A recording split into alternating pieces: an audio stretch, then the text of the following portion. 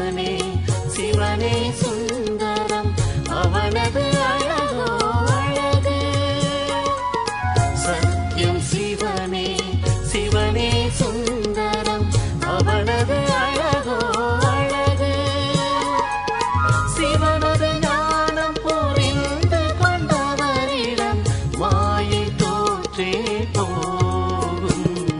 சத்யம் சிவம் சுந்தரம் சத்யம் சிவம் சுந்தரம். ஓம் சாந்தி. 5/11/2022 காலை முரளி பாப் தாதா மதுபன். இனிய குழந்தைகளே, நீங்கள் இல்லற விவகாரத்தில் இருந்து கொண்டே அனைவரோடும் உறவை பேண வேண்டும். ஒருமுறை எல்லையற்ற சந்நியாசம் செய்து 21 ஜென்மங்களுக்கு பலனை உருவாக்க வேண்டும். கேள்வி: போக வர எந்த ஒரு விஷயம் நினைவில் இருந்தால் நீங்கள் ஆன்மீக யாத்திரையில் இருக்கின்றீர்கள். பதில்: நாம் நடிகர்கள்.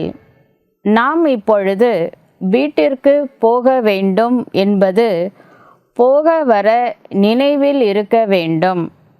இதையே தந்தை நினைவூட்டுகிறார்.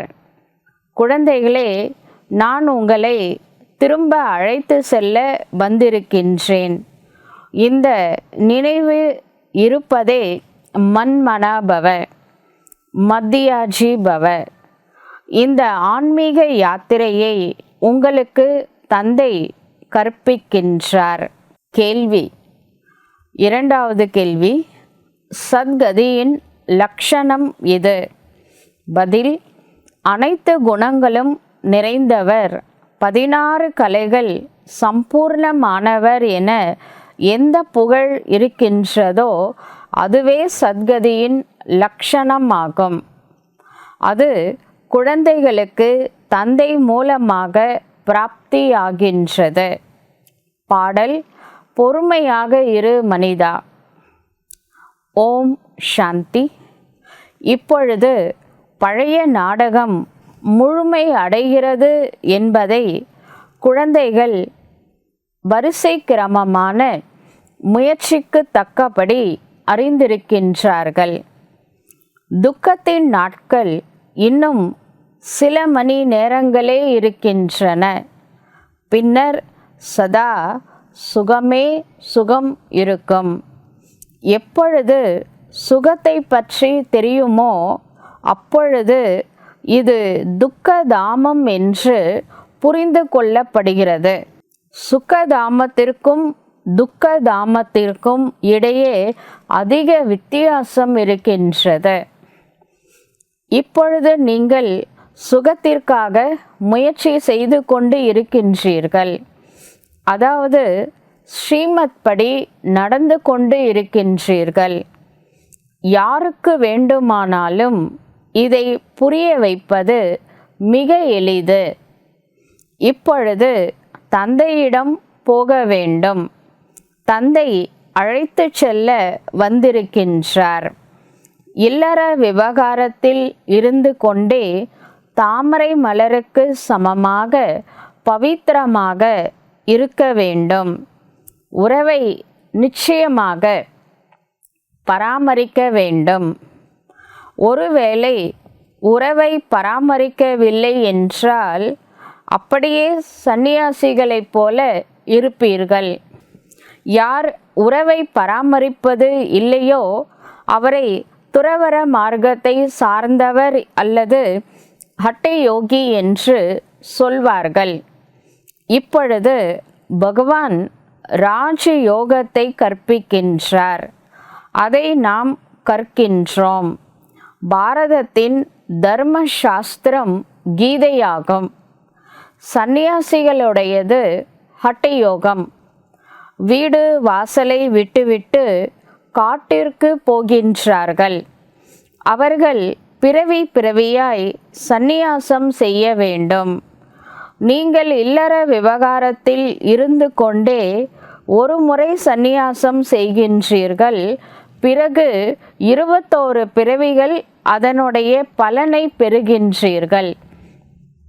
அவர்களுடையது எல்லைக்குட்பட்ட சந்நியாசம், உங்களுடையது எல்லையற்ற சந்நியாசம். உங்கள் ராஜ யோகத்திற்கு அதிக புகழ் இருக்கின்றது.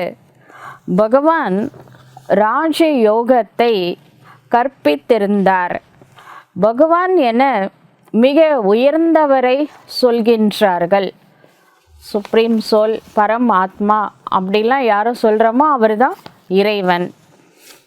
ஸ்ரீகிருஷ்ணர் பகவானாக இருக்க முடியாது. எல்லையற்ற தந்தை நிராகாரமாக இருக்கின்றார். அவரே எல்லையற்ற ராஜ்ய பாக்கியத்தை கொடுக்க முடியும். இங்கே இல்லற விவகாரத்தில் வெறுப்பை காட்ட முடியாது.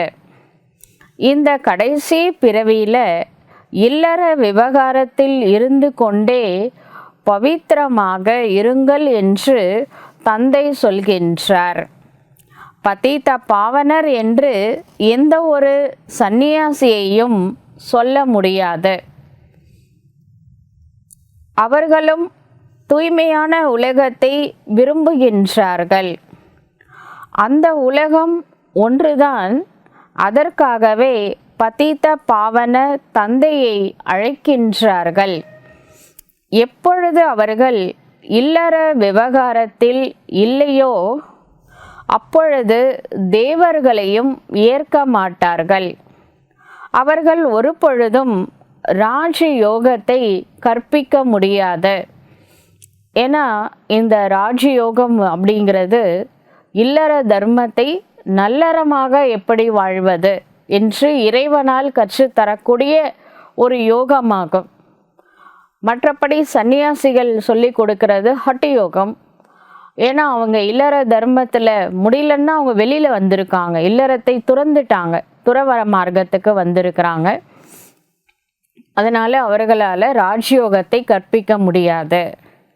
தந்தையும் ஒரு பொழுதும் ஹட்ட யோகத்தை கற்பிக்க முடியாது. இவை அனைத்தும் புரிந்து கொள்ளும் விஷயங்களாக இருக்கின்றன.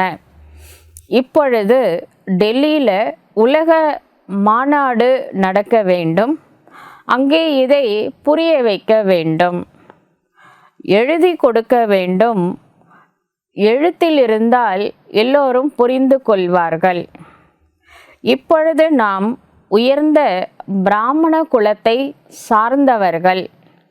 அவர்கள் சூத்ர குலத்தை சார்ந்தவர்கள். அதாவது அவங்க லௌகிக பிராமணா கூட இருக்கலாம்.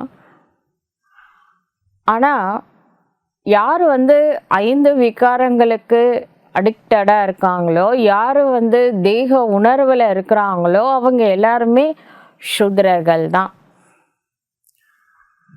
நாம் ஆஸ்திகர்கள், நாமளும் ஒரு காலத்தில் சூத்ரர்களாக தான் இருந்தோம். பாபா மூலமாக தேர்ந்தெடுக்கப்பட்டு பிராமணர்களாக மாறி இருக்கிறோம். ஆஸ்திக்கு உரியவர்களாக நாம் மாறிக்கொண்டே இருக்கின்றோம். அவர்கள் அதாவது இன்னும் சூத்ரர்களாக இருக்கக்கூடியவர்கள் ஆக்சுவலாக அவங்க நாஸ்திகர்கள். நாஸ்திகர்கள் என்றால் நா ப்ளஸ் ஆஸ்தி, ஆஸ்திக்கு உரியவர்கள் அல்ல அப்படின்னு அர்த்தம். அவர்கள் இறைவனை அறியாதவர்கள். நாம் ஈசனோடு யோகம் வைக்கக்கூடியவர்கள்.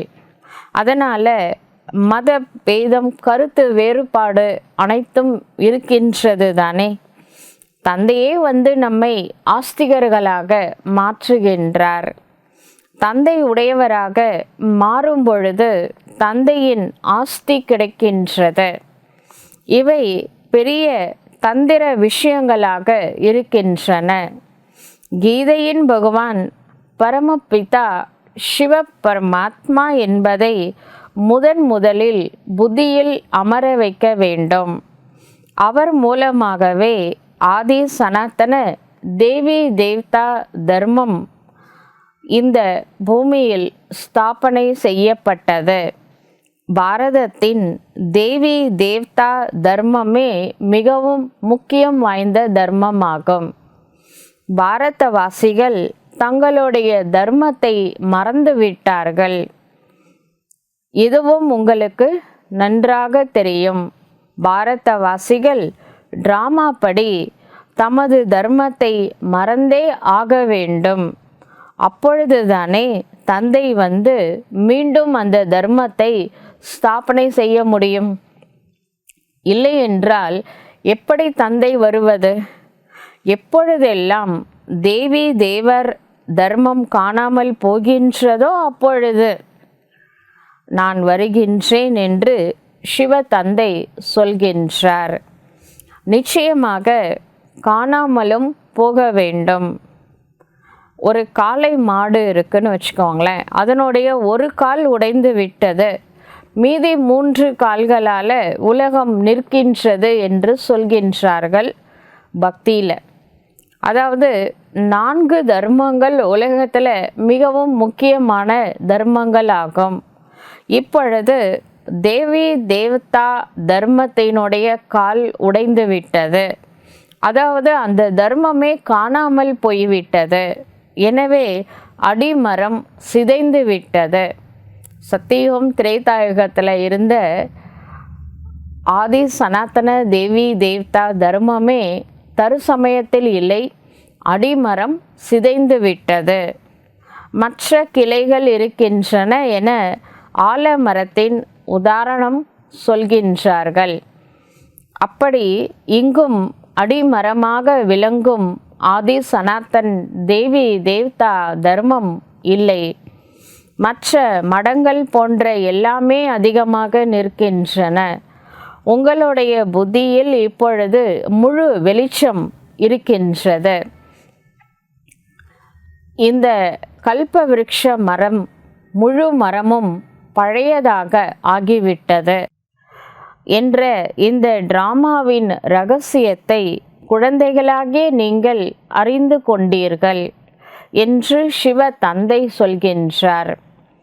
கலியுகத்திற்கு பின்னர் சத்தியுகம் நிச்சயமாக வர வேண்டும். இப்பொழுது நாடகம் முடிந்துவிட்டது, நாம் சென்று கொண்டு இருக்கின்றோம் என்பதை புத்தியில் வைக்க வேண்டும். இப்பொழுது நாம் திரும்பி போக வேண்டும் என்பதை போகும் பொழுதும் வரும் பொழுதும் நினைவில் கொள்ள வேண்டும். மன்மனா பவ மத்தியாஜி பவ என்பதற்கும் இதுவே அர்த்தமாகும்.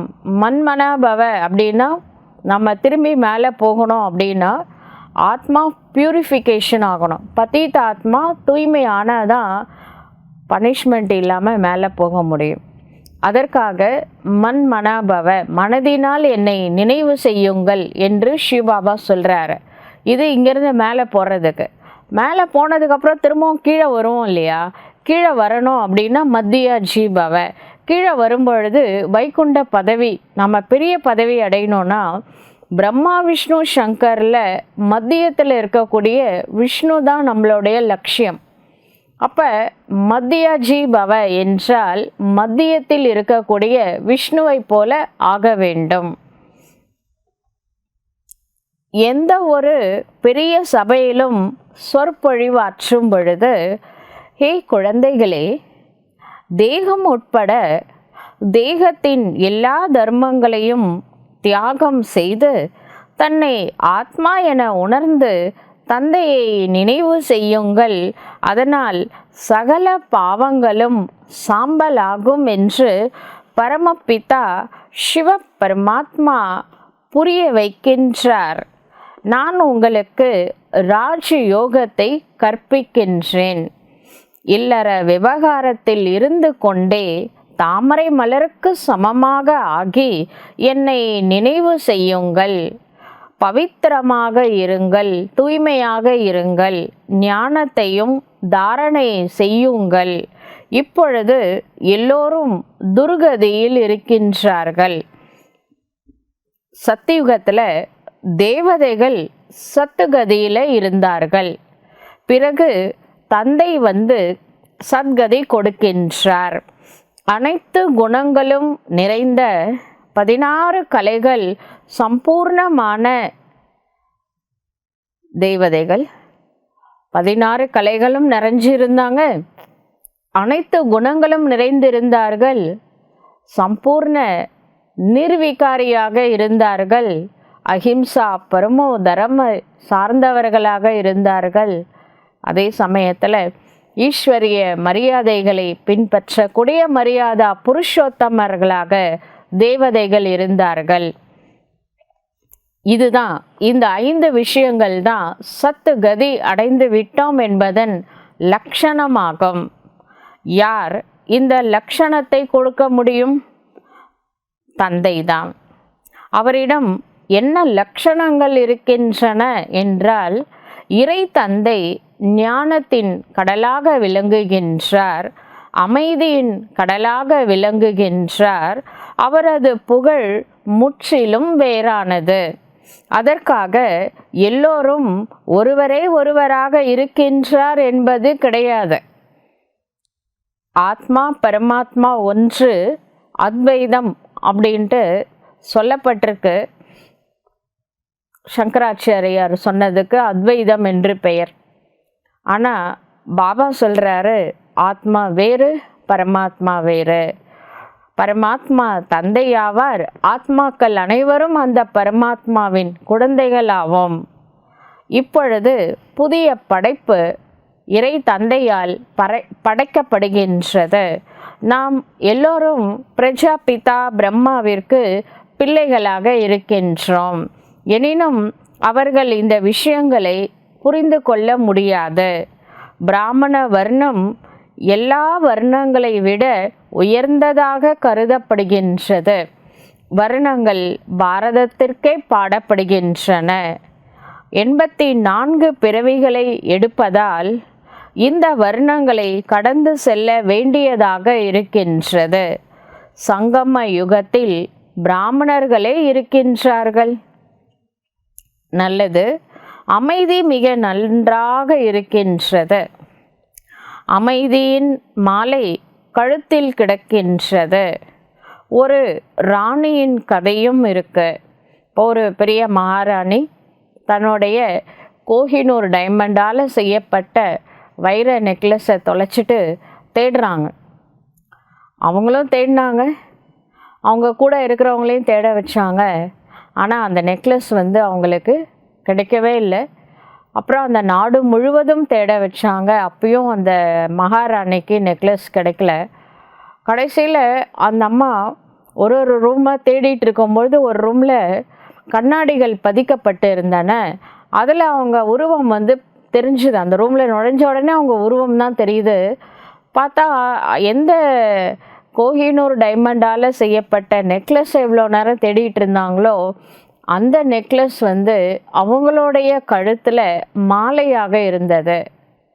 அது மாதிரி தான் இன்றைக்கி நம்ம எல்லோருமே மனசுக்கு அமைதி வேணும், ஒரு நிம்மதி வேணும் அப்படின்னு சொல்லிட்டு போகாத கோவில் கிடையாது. பல இடங்களுக்கு போய் நம்ம தேடுறோம்.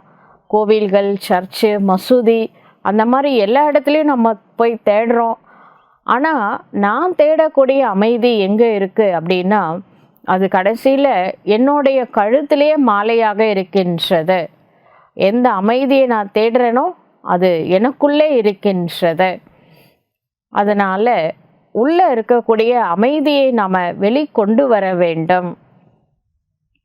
இப்பொழுது உங்கள் வீடாகிய சாந்தி தாமம் அதிகமாக நினைவிற்கு வருகின்றது.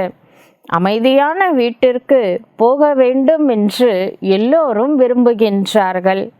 ஆனால் யார் வழிகாட்டுவார்கள்?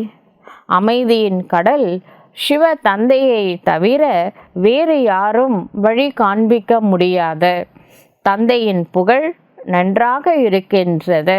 இறைவன் சாந்தியின் கடலாக விளங்குகின்றார், ஆனந்த கடலாக விளங்குகின்றார், அன்பு கடலாக விளங்குகின்றார். மனித சிருஷ்டியின் விதை ரூபமாக கல்ப விருட்ச மரத்திற்கே விதையாக இறைவன் விளங்குகின்றார். எவ்வளவு இரவிற்கும் பகலிற்கும் வித்தியாசம் இருக்கின்றது. கிருஷ்ணரை சிருஷ்டியின் விதை ரூபம் என்று சொல்ல முடியாது. தந்தையின் புகழே வேற அதாவது ஸ்ரீபாபாவுடைய புகழ் வேற, ஸ்ரீகிருஷ்ணருடைய புகழ் வேற. சர்வவியாபி என்று சொல்வதால் சிவ தந்தையின் புகழ் நிரூபிக்கப்படுவது இல்லை.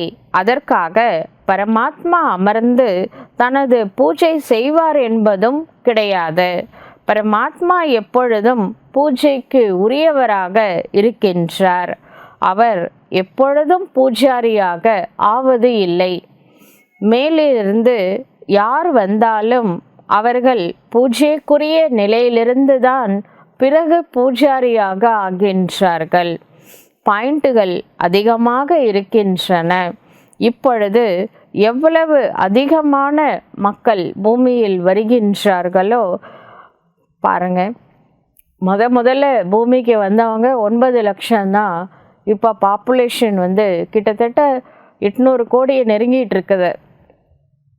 ஆனால் கோடியில் ஒரு சிலர் தான் இந்த கிளாஸ் கேட்குறாங்க. அதில் ஒரு சிலர் தான் தாரணை செய்கிறாங்க, வெற்றியும் அடைகின்றார்கள், வெற்றி மாலையில் மணியாக ஆகின்றார்கள். நாரதரின் உதாரணம் இருக்கின்றது. ஒரு முறை நாரதர் கேட்டாராம், நான் லக்ஷ்மியை திருமணம் செய்ய விரும்புகின்றேன் என்று. அப்போ அவர் சொன்னாராம், நாராயணன் உன்னோட முகத்தை கண்ணாடியில் போய் முதல்ல பார்த்துட்டு அப்புறம் கல்யாணம் பண்ணிக்கோ அப்படின்னு சொன்னாராம். முகத்தை போய் பார்க்கும் பொழுது அந்த முகத்தில் நாரதரோடைய முகத்துக்கு பதிலாக ஒரு குரங்கோட முகம் தெரிஞ்சுதான். அது மாதிரி நம்ம லட்சியம் ஹையஸ்டாக வைக்கிறோம். ஆனால் அதற்கு வேண்டிய லட்சணமும் நம்மளுக்குள்ளே இருக்க வேண்டும். அதனால் நான் பெரிய பதவி, வைகுண்ட பதவி, நாராயண பதவி அடையணுன்னா என்னுடைய லட்சணம் கூட ப்ராக்டிக்கல் லைஃப்பில் நான் அப்படி இருக்க வேண்டும். அதனால் பாபா சொல்கிறாரு, கோடியில் ஒரு சிலர் தான் நாலேஜ் கேட்குறாங்க, அதில் ஒரு சிலர் தான் வெற்றி மணியில் மாலையில் மணியாக வருகின்றார்கள். கொஞ்சம் பேர் தான் ராஜா ஆவாங்க. எல்லாரும் ராஜா ஆக முடியாது, ஆனால் எல்லாரும் பிரஜை ஆகலாம். நிறைய பிரஜைகள் ஒரு ராஜா. ஒரு ராஜாவிற்கு அதிகமான பிரஜைகள் இருப்பார்கள். இதுதான் நியதி. ஒரு ராஜா இருப்பார்னா அவருக்கு கீழே நிறைய லட்சக்கணக்கான பிரஜைகள் இருப்பாங்க. உயர்ந்த நிலை பெறுவதற்காக நாம் முயற்சி செய்ய வேண்டும். ராஜாக்களில் கூட பார்த்திங்கன்னா மகாராஜா இருப்பார், அப்புறம் ராஜா இருப்பாங்க, சிற்றரசர்கள் இருப்பாங்க. அப்படி ராஜாலே பெரிய ராஜா இருப்பாங்க, சின்ன ராஜாக்கள்லாம் இருப்பாங்க. பாரதத்தில் எத்தனை ராஜாக்கள் துவாபரயுகத்தில் இருந்து ராஜா ராணியெல்லாம் வாழ்ந்துட்டு தான் வந்தாங்க. சத்தியுகத்தில் கூட அதிகமான ராஜாக்கள் மகாராஜாலாம் இருப்பாங்க, ராஜா இருப்பாங்க. அவங்களுக்கு நெக்ஸ்ட் கிரேடு ராஜா. மகாராஜ் மகாராணி தான் ஸ்ரீலக்ஷ்மி ஸ்ரீநாராயண். அதுக்கப்புறம் ராஜாக்கள்லாம் இருப்பாங்க, சிற்றரசர்கள் அப்படிலாம் இருப்பாங்க. மகாராஜாக்களும் இளவரசர் இளவரசிகள் அவங்களும் இருப்பாங்க. அவர்களிடம் அதிகமான சொத்து இருக்கும். ராஜாக்களிடம் குறைந்த அளவு சொத்துக்கள் இருக்கும். இப்பொழுது பிரஜைகளின் மீது பிரஜைகள் ராஜ்யம் செய்கின்றார்கள். இப்பொழுது ராஜதானி ஸ்தாபனை ஆகி கொண்டு இருக்கின்றது. இது ஸ்ரீ லக்ஷ்மி ஸ்ரீ நாராயண் ஆவதற்கான ஞானமாகும். அதற்காகவே நீங்கள் முயற்சி செய்து கொண்டு இருக்கின்றீர்கள். லக்ஷ்மி நாராயணரின் பதவி பெறுவீர்களா அல்லது ராம் சீதையின் பதவி பெறுவீர்களா என்று தந்தை கேட்கின்றார். அப்பொழுது லக்ஷ்மி நாராயணருடைய பதவி பெற வேண்டும். லக்ஷ்மி நாராயண் போன்று உயர்ந்த பதவி அடைய வேண்டும் என்று அனைத்து பிகேஸும் விரும்புகிறாங்க. அதிசயமான விஷயமா இருக்கு. மற்ற எந்த இடத்திலும் இந்த விஷயங்கள் கிடையாது. வேறு எந்த சாஸ்திரத்திலும் இந்த விஷயங்கள் கிடையாது. இப்பொழுது உங்களுடைய புத்தியினுடைய பூட்டு திறக்கப்பட்டு விட்டது. போக வர உங்களை நடிகர் என்று உணருங்கள். இன்று சிவ தந்தை புரிய வைக்கின்றார். இப்பொழுது நாம் வீட்டிற்கு திரும்பி போக வேண்டும். இது எப்பொழுதுமே நினைவில் இருக்க வேண்டும். இதைத்தான் மன்மனாபவ மத்யாஜீபவ என்று கீதையில் சொல்லப்பட்டுள்ளது. குழந்தைகளை, உங்களை திரும்ப அழைத்து செல்வதற்காக நான் வந்துள்ளேன் என்று சிவ தந்தை அடிக்கடி நினைவு ஊட்டுகின்றார். இது ஒரு ஆன்மீக யாத்திரையாகும். இதை தந்தையை தவிர வேறு யாரும் செய்ய வைக்க முடியாது. பாரதத்திற்கு புகழும் பாட வேண்டும். இந்த பாரதம் ஹோலியஸ்ட் லேண்ட் ஆகும். அனைவருடைய துன்பத்தை போக்கி சுகத்தை கொடுக்கின்ற, அனைவருக்குமே சத்கதி கொடுக்கின்ற வள்ளலான சிவ தந்தையின் ஜென்ம பூமி பாரத பூமி ஆகும். அதே தந்தை அனைவரையும் துக்கத்திலிருந்து விடுவிக்கக்கூடியவராக இருக்கின்றார். இது மிகப்பெரிய தீர்த்த ஸ்தலமாக விளங்குகின்றது. பாரதவாசிகள் சிவன் கோவிலுக்கு போகின்றார்கள். ஆனால் அவர்கள் தந்தையை அறியவில்லை. காந்தியை அறிந்திருக்கின்றார்கள், மகாத்மா காந்தியை அறிந்திருக்கின்றார்கள். அவர் மிக நல்லவராக இருந்தார் என்று நினைக்கின்றார்கள். எனவே சென்று அவர் மீது மலர் தூவுகின்றார்கள். இந்த அக்டோபர் 2 வரும்பொழுது காந்தி ஜெயந்தி, அப்போ காந்தி சிலைக்கு மாலை போடுறாங்க, மலர் அஞ்சலி செலுத்துகிறாங்க. அதற்காக லட்சக்கணக்கான பைசா செலவு செய்கிறாங்க. இப்பொழுது இந்த நேரம் அவர்களுடைய ராஜ்யம் நடந்து கொண்டிருக்கின்றது. எதை விரும்புகின்றார்களோ அதை செய்ய முடியும். இங்கேயோ தந்தை அமர்ந்து மறைமுகமாக தர்மத்தை ஸ்தாபனை செய்கின்றார். பாரதத்தில் முன்னர் தேவர்களின் ராஜ்யம் இருந்தது. அசுரர்களுக்கும் தேவதைகளுக்கும் சண்டை நடந்ததாக காட்டுகின்றார்கள். ஆனால் அப்படி எந்த விஷயமும் இல்லை. இங்கே யுத்த மைதானத்தில் மாயாவின் மீது வெற்றி பெறப்படுகின்றது. சர்வ சக்திமான் தந்தையே மாயாவின் மீது வெற்றி பெற வைப்பார். தந்தையே ராவண ராஜ்யத்திலிருந்து விடுவித்து ராம ராஜ்யத்தை ஸ்தாபனை செய்து கொண்டு இருக்கின்றார். மற்றபடி அங்கே சண்டை போடுவதற்கு எந்த விஷயமும் இருப்பது கிடையாது. இப்பொழுது பாருங்கள், மனிதர்களில் சக்திவானாக கிறிஸ்துவர்கள் இருக்கின்றார்கள்.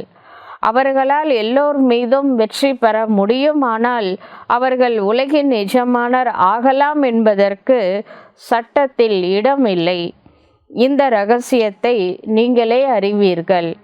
இந்த நேரம் சர்வ சக்திமானின் ராஜ்யத்தை பெற்றவர்களாக கிறிஸ்துவர்கள் இருக்கின்றார்கள் இந்த சமயத்தில்.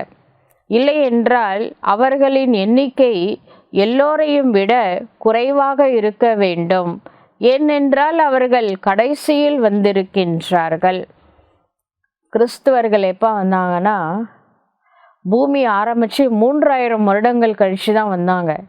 இந்த தேவி தேவதா தர்மத்தை சார்ந்தவங்க இந்த பூமி எப்போ ஆரம்பிச்சதோ அப்போவே வந்துட்டாங்க. அதுக்கப்புறம் இஸ்லாமியர்கள் வந்தாங்க, புத்திசம் வந்தாங்க, அப்புறமா தான் கிறிஸ்டியன்ஸ் வந்தாங்க. கிறிஸ்துவர்கள் வருவதற்கு முன்பாக 3000 வருடங்கள் இந்த பூமி இயங்கிட்டு தான் இருந்தது. ஆனால் 3 தர்மங்களும் இவர்கள் மற்றவர்களை விட வலிமையாக, இப்போ தேவதைகள் இருந்த இடமே தெரியாமல் போயிட்டாங்க. அடுத்து அவங்க இந்துஸ்னு சொல்லிக்கிறாங்க. அதுக்கப்புறம் முஸ்லீம்ஸ் இருக்காங்க, புத்திசம் இருக்காங்க. இந்த 3த்தை விட கிறிஸ்துவர்களுடைய தர்மம் இப்போ நல்ல சர்வசக்திமான இயங்கிட்டு இருக்கு. நல்ல எல்லா வலிமையும் நிறைஞ்சவங்களாக இருக்கிறாங்க. எல்லாவற்றையும் தங்களுடைய கைப்பிடியில் வைத்திருக்கின்றார்கள். இந்த உலகமே தன்னோட கைப்பிடியில் வச்சிட்டு இருக்கிறாங்க. இப்படியாக இந்த ட்ராமா உருவாக்கப்பட்டு இருக்கின்றது. இது எல்லாமே ட்ராமாவில் ஃபிக்ஸடு. எந்தெந்த தர்மம் எப்பப்போ வரணும், என்னென்னலாம் பண்ணணும், எல்லாமே ட்ராமாவில் ஏற்கனவே நிச்சயிக்கப்பட்டுள்ளது. எதுவும் புதியது கிடையாது. அதுக்கப்புறம் என்ன ஆகும்னா, அவங்களுக்குள்ள ஒற்றுமை இருக்காது. அப்புறம் சண்டை போட்டுப்பாங்க. கடைசியில் ட்ராமா ராஜ்யத்தை அந்த சனாதன தர்மத்திற்கு வாங்கி கொடுக்கும். 2 குரங்குகள் சண்டை போடும் பொழுது இடையில் இருப்பவருக்கு வெண்ணெய் கிடைத்ததாக கதை கூட இருக்கு. 2 பூனை சண்டை போட்டுக்கும், நடுவில் குரங்கு போய் நின்று சமாதானம் பண்ணோம். இப்போ ஒரு பூனை அந்த வெண்ணெய்க்காக சமாதானம் பண்ணோம். இப்போ கடைசியில் அந்த குரங்கு எல்லாத்தையும் சாப்பிட்றோம். இவங்களுக்கு அதிகமாக இருக்குது, அவங்களுக்கு குறைவாக இருக்குது, தராசில் வச்சு பார்க்கும். இப்போ இவங்கள்ட்டேருந்து கொஞ்சம் எடுத்து சாப்பிட்றோம், அப்புறமா அவங்ககிட்டேருந்து கொஞ்சம் எடுத்து சாப்பிட்றோம். கடைசியில் பார்த்தா எல்லாத்தையுமே அந்த குரங்கே சாப்பிட்டு முடிச்சிடும். அந்த 2 பூனைகளுக்கு கிடைக்காம போயிடும். இது எதனுடைய அடையாளம்னா, இன்றைக்கி வல்லரசுகள் தங்களுக்குள்ளே யுத்தம் பண்ண போகிறாங்க. கடைசியில் அந்த வெண்ணெய் பாரத நாட்டுக்கு கிடைக்கும். கதை அற்ப பைசா மதிப்புடையது, ஆனால் அர்த்தம் ரொம்ப பெருசு அப்படின்னு பாபா சொல்கிறார். மனிதர்கள் நடிகர்களாக இருக்கின்றோம், இருந்தாலும் டிராமாவின் ரகசியத்தை அறிந்து கொள்ளவில்லை. முதல்ல நம்ம ரோலே நம்மளுக்கு தெரியல, ஆனால் நம்ம நடிக்கிறோம். இருந்தும் இந்த ஞானத்தை புரிந்து கொள்பவர்கள் ஏழைகளே. செல்வந்தர்கள் எதையும் புரிந்து கொள்வது இல்லை. ஸ்ரீபாபா கூட ஏழை பங்காளனாக தான் விளங்குகின்றார். பதீத பாவன தந்தை என்று பாடப்பட்டுள்ளது. இப்பொழுது பிராக்டிக்கலாக பாபா பாகத்தை நடித்து கொண்டு இருக்கின்றார். மிக பெரிய சபைகளில் நீங்கள் புரிய வைக்க வேண்டும். மெல்ல மெல்ல ஆஹா ஆஹா என்று வெளிப்படும் என்று விவேகம் சொல்கின்றது. கடைசி நேரத்தில் வெற்றி முரசு ஒலிக்க வேண்டும். இப்பொழுது குழந்தை நம்ம எல்லா உலகத்தின் மேலேயே எல்லார் மேலேயும் கிரகணம் பிடிச்சிருக்கு. இப்போ ரீசெண்டாக ஒரு சூரிய கிரகணம் வந்தது. அது மாதிரி சூரிய வம்சத்தை சார்ந்தவர்கள் மேலே என்ன சொல்கிறாங்க, சூரிய கிரகணம் அப்படின்னா ராகு சூரியனை முழுங்கிடுச்சு அப்படின்னு சொல்கிறாங்க. அந்த ராகு அப்படின்றது 5 விகாரங்கள். அது சூரிய வம்சத்தையே முழுங்கியிருக்கு. அதுதான் உண்மையான சூரிய கிரகணம். தானம் கொடுத்தா கிரகணம் விட்டு போயிடும், தோஷம் விட்டு போயிடும் அப்படின்னு சொல்கிறாங்க. 5 விகாரங்களை சிவ தந்தைக்கு தானமாக கொடுத்துட்டோம் அப்படின்னா நம்ம பிடிச்ச தோஷம், நம்ம பிடிச்ச கிரகம் நம்மளை விட்டு போயிடும். லைன் கிளியராக இல்லை என்றால் தடை ஏற்பட்டு கொண்டே இருக்கும். எந்த அளவு முயற்சி செய்கின்றீர்களோ அந்த அளவு உயர்ந்த பலன் நமக்கு அவசியம் கிடைக்கும். பாண்டவர்களுக்கு 3 அடி இடம் கூட கிடைக்கவில்லை என்று பக்தியில் சொல்கிறாங்க மகாபாரதத்தில். இது இந்த நேரம் ஆகும். பாண்டவர்கள் அப்படின்னா வழிகாட்டக்கூடியவர்கள். அவங்களுக்கு அதாவது பிகேஸு, நம்மளுக்கு சென்டருக்கு இடம் வேணும், ரெண்ட்டுக்காக நம்ம கேட்குறோம், கீதா பாடசாலைக்காக இடம் தேடுறோம். சில பேர் நம்மளை புரிஞ்சிக்காமல் இந்த ஒயிட் ட்ரெஸ் தான் அவங்க கண்ணுக்கு தெரியுது, ரொம்ப யோசிக்கிறாங்க, இவங்களுக்கு எப்படி நம்ம இடம் கொடுக்கறது அப்படின்னு சொல்லிட்டு. அதனால் பாபா சொல்கிறாரு, ஒரு 3 அடி இடம் கேட்குறாரு, அது கூட சிலர் கிடைக்க மாட்டேங்குது. ஆனால் அவர்களே பின்னர் உலகின் எஜமானர்களாக ஆகிவிடுகின்றார்கள். இது யாருக்குமே தெரியாத. குழந்தைகளாகி நீங்கள் இப்பொழுது நடைமுறையில் அறிவீர்கள். இதில் வருத்தப்பட எந்த விஷயமும் கிடையாது. கல்பத்திற்கு முன்னால் என்ன நடந்ததோ அது இப்போவும் நடந்து கொண்டு இருக்கின்றது. நாடகத்தின் கோட்டின் மீது நாம் நிற்க வேண்டும், அசையக்கூடாது. இப்பொழுது நாடகம் முடிவடைய போகின்றது. நாம் சுகதாமத்திற்கு போகின்றோம். படிப்பை அப்படி படிக்க வேண்டும், அதனால் உயர்ந்த பதவியையும் நாம் பெற வேண்டும். இனிமேலும் இனிமையான காணாமல் போய் கண்டு எடுக்கப்பட்ட செல்ல குழந்தைகளுக்கு தாய் தந்தை பாப்பு தாதாவின் அன்பு நினைவுகள் மற்றும் காலை வணக்கம். ஆன்மீக குழந்தைகளுக்கு ஆன்மீக தந்தையின் நமஸ்காரம். ஆன்மீக தந்தைக்கு ஆன்மீக குழந்தைகளின் நமஸ்காரம். தாரணைக்கான முக்கிய சாரம். முதல் பாயிண்ட்டு, எந்த விஷயத்திற்கும் வருத்தப்படாதீர்கள். உங்களுடைய புத்தியின் லைன் சதா கிளியராக வைக்க வேண்டும். கிரகணம் பிடிப்பதிலிருந்து தன்னை பாதுகாத்து கொள்ள வேண்டும். குடும்ப விவகாரத்தில் உறவை பராமரிக்க வேண்டும். யாரையும் வெறுக்கக்கூடாது. தவறை செஞ்சிருந்தா கூட நாம் யாரையும் வெறுக்கக்கூடாது. தாமரை மலருக்கு சமமாக இருக்க வேண்டும். ஆஸ்திகராக ஆகி அனைவரையும் ஆஸ்திகராக மாற்ற வேண்டும். வரதானம்: பெரிய உள்ளம் கொண்டு சேவையின் உடனடி பலனை உருவாக்கும் விஸ்வ கல்யாண்காரி ஆகுக. வரதானத்தினுடைய விளக்கம்: எந்த குழந்தைகள் பெரிய உள்ளத்தோடு சேவை செய்கின்றார்களோ, எந்த குழந்தைகள் பரந்த மனப்பான்மையோடு பெரிய உள்ளத்தோடு சேவை செய்கின்றார்களோ, அப்பொழுது சேவையின் உடனடி பலனும் பெரியதாக கிடைக்கின்றது.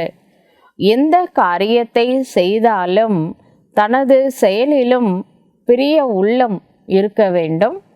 பிறருக்கு ஒத்துழைப்பு சகயோகம் கொடுப்பதிலும் பெரிய உள்ளம் இருக்க வேண்டும். தன் மீதோ அல்லது உடனிருந்து ஒத்துழைக்கக்கூடிய சக ஆத்மாக்களின் மீதோ உள்ளத்தை சுருக்கி கொள்ளாதீர்கள். சில பேர் இருக்காங்க, நான் மட்டும் நல்லா இருக்கணும், பாபாட்டே அப்படி கேட்குறாங்க, நான் மட்டும் நல்லா இருக்கணும், இது நல்லாவா இருக்குது?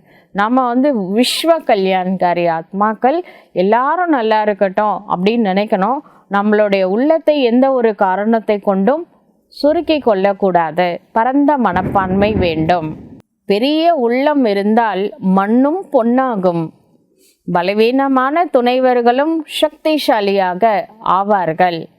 கிடைக்க முடியாத வெற்றியும் சாத்தியமாகும்.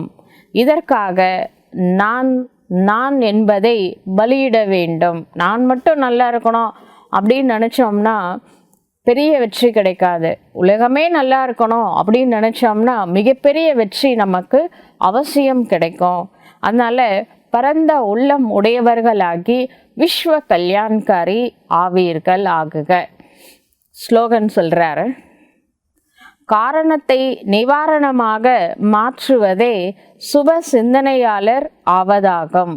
எப்பொழுதும் காரணம், இது ஏன் அது நடந்தது, ஒரு விஷயம் நடந்துருச்சு அப்படின்னா ஏன் நடந்தது, எப்படி நடக்கலாம், ஏன், என்ன, எப்படி, எவ்வாறு, இந்த மாதிரி பல கேள்விகள் கேட்டு அந்த ஒரு விஷயத்தை, ஒரு பிரச்சனையை பெருசு பண்ணுறதுக்கு பதிலாக, ஒரு பிரச்சனை வந்துருச்சு, இப்போ அடுத்து நான் இதுக்கு என்ன சொல்யூஷன் பார்க்கணும், அதற்கான காரணத்தை ஆராய்ச்சி பண்ணிகிட்டு இருக்கிறதுக்கு பதிலாக அதற்கு என்ன நிவாரணம் இருக்குது, நான் நெக்ஸ்ட் என்ன பண்ணணும் அப்படின்னு யோசிக்கணும். அந்த மாதிரி யோசிக்கக்கூடியவர்களை தான் சுப சிந்தனையாளர்கள் ஆவது என்று சொல்ல முடியும். மாதேஸ்வரியின் விலைமதிப்பற்ற மகா வாக்கியம்: தாயும் நீயே தந்தையும் நீயே அப்படின்னு நம்ம சொல்கிறோம். கடவுளை பார்த்து இறைவா நான் உன்னுடைய குழந்தை அப்படின்னும் சொல்கிறோம். உங்களுடைய கிருபையால் சுகமான வாழ்க்கை கிடைத்திருக்கின்றது அப்படின்ற ஒரு பாட்டு கூட இருக்கு. தும்மிஹோ மாதா பிதா தும்மிஹோ அந்த மாதிரிலாம் நம்ம சொல்கிறோம். இந்த புகழ் இப்பொழுது யாருக்காக பாடப்பட்டு இருக்கின்றது? நிச்சயமாக அது பரமாத்மாவை பற்றி நாம் பாடிய புகழாகத்தான் இருக்க வேண்டும். ஏனென்றால் பரமாத்மா தான் தாயும் தந்தை என்ற உருவில் இந்த சிருஷ்டிக்கு அளவற்ற சுகத்தை கொடுக்கின்றார். பரமாத்மா நிச்சயமாக எப்பொழுதோ சுகமான உலகத்தை உருவாக்கி இருக்க வேண்டும். அதனால தான் அவரை தாய் தந்தை என்று சொல்லி அழைக்கின்றார்கள். ஆனால் சுகம் என்றால் என்ன பொருள் என்பதே மனிதர்களுக்கு தெரிவது கிடையாது. இப்பொழுது இந்த உலகத்தில் அளவற்ற சுகம் இருந்ததோ அப்பொழுது உலகில் அமைதி இருந்தது. ஆனால் இப்பொழுது அந்த சுகம் இல்லை. இந்த சுகம் வேணும் அப்படின்னு மனுஷங்க நினைக்கிறாங்க. இப்பொழுது மனிதர்களுக்கு அந்த விருப்பம் வருது. நம்ம லைஃப் சந்தோஷமாக இருக்கணும், அதுக்கு நிறைய பைசா வேணும், பொருள் வேணும் அப்படிலாம் விருப்பப்படுறாங்க. அதுக்கப்புறம் செல்வத்தையும் பொருளையும் கடவுள்கிட்டே கேட்குறாங்க. கடவுளே எனக்கு நிறைய செல்வம் கொடு, பொருள் கொடு அப்படின்னு கேட்குறாங்க. சிலர் கேட்குறாங்க, கடவுளே எனக்கு குழந்தை பாக்கியத்தை கொடு அப்படின்னு கேட்குறாங்க. சிலர் நான் பவித்திரமான பெண்ணாக இருக்க வேண்டும், தூய்மையை என்னோட வாழ்க்கையில் கொண்டு வர வேண்டும் அப்படின்னு கடவுளை கேட்குறாங்க. ஒவ்வொருத்தரோட விருப்பமும் ஒவ்வொரு மாதிரி இருக்குது. சுகத்தை பெறுவதாகவே இருக்கின்றது. அதனால் பரமாத்மா கூட ஏதோ ஒரு நேரம் இங்கே வந்திருக்கணும், அவர்களுடைய ஆசையை நிச்சயமாக பூர்த்தி செய்திருக்க வேண்டும். அதனால் சத்தியுக நேரத்தில் எப்பொழுது உலகின் மீது சதா சொர்க்கம், இந்த பூமியே சொர்க்கமாக இருந்ததோ அப்போ தான் உண்மையான சுகம் சாந்தி நிறைஞ்சு இருந்தது. அங்கே சதா சுகம் இருக்கும். அங்கே சத்தியுகத்தில் ஒரு பெண் ஒரு பொழுதும் விதவையாக மாட்டார். அதனால் அந்த ஆசை சத்தியுகத்தில் பூர்த்தி ஆகின்றது. அந்த சத்தியுக திரேதாயுகத்தில் பெண்கள் சுமங்கலியாக தான் சரீரம் விடுவாங்க. அதுக்கப்புறமா தான் நெக்ஸ்ட் டே தான் அவங்க கணவர் சரீரம் விடுவார். அவங்க எல்லா பெண்களுமே சுமங்கலியாக தான் சரீரம் விடுவாங்க. அங்கே அளவற்ற சுகம் இருக்கும். மற்றபடி இந்த நேரம் இருப்பது கலியுகமாகும். இந்த கலியுகத்தில் துக்கமே துக்கம்தான் எல்லோருமே அனுபவம் செய்து கொண்டிருக்கின்றார்கள். மற்றபடி மனிதர்கள் எப்பொழுது அதிக துக்கத்தை அனுபவிக்கின்றார்களோ அப்பொழுது பிரபுவின் பிரசாதத்தை இனிப்பாக்கி அனுபவிக்க வேண்டும் என்று சொல்கின்றார்கள். ஆனால் எப்பொழுது ஸ்வயம் பரமாத்மா நமது அனைத்து கர்ம கணக்கையும் தீர்ப்பாரோ அப்பொழுதுதான் நாம் தாயும் நீயே தந்தையும் நீயே என்று இறைவனை சொல்கின்றோம். நல்லது. ஓம் சாந்தி.